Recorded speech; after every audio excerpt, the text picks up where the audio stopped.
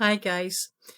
People sometimes ask me why Clancy Brown means so much to me, and the answer is never what they expect.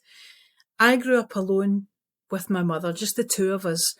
No siblings, no buffer, no witnesses.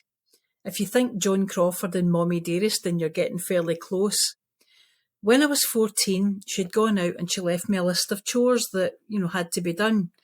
But my friend turned up in tears. Her dad had just unexpectedly passed away alone in his flat. She was grieving, obviously, and she didn't want to be by herself. She didn't want to come in because she didn't like my mother either. And I thought, I'm probably going to get punished and I'm not going to avoid it anyway. So my friend needs me and I'm going to go out with her. And it was a really hot day. We walked to this little river that was near our homes. We stripped off to our underwear and jumped in and we just swam, we just floated and splashed and cooled down. Just a couple of teenage girls having fun in a river. And then we lay in the long grass, drying off in the sun. And as we were drying off, the tears dried up as well. We'd cried and we'd laughed, talking about her dad, life, everything. And those tears dried up and we ended up laughing at everything and nothing. Now, we were Highlander fans and we had this ridiculous ritual where we would greet each other doing Sean Connery impressions.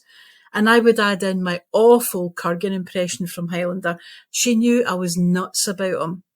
And for a few hours, her grief and my fear eased off. Later, the moment when my mum was back and I heard the key in the lock, I was physically shaking because I already knew that punishment was coming. Now, she didn't yell.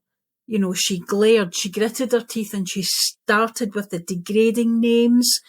And then she ripped up my writing and she threw out my Highlander tape. She poured food on it so none of it could be salvaged. She mocked me for liking it. She mocked Clancy. She mocked me for liking Clancy. She mocked anything that made me happy. But she couldn't touch that day. She couldn't stop the river from flowing. She couldn't stop us from laughing. She couldn't stop the hot sun from shining. And she couldn't stop the fun and peace that film gave us. So when I say that Clancy Brown has a special place with me, it's because one of his characters is tied to a very liberating moment in my childhood when there weren't many.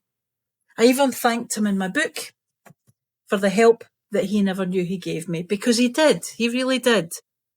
And I think we all have someone whose work accidentally held us together at some point. And that was mine. He was mine.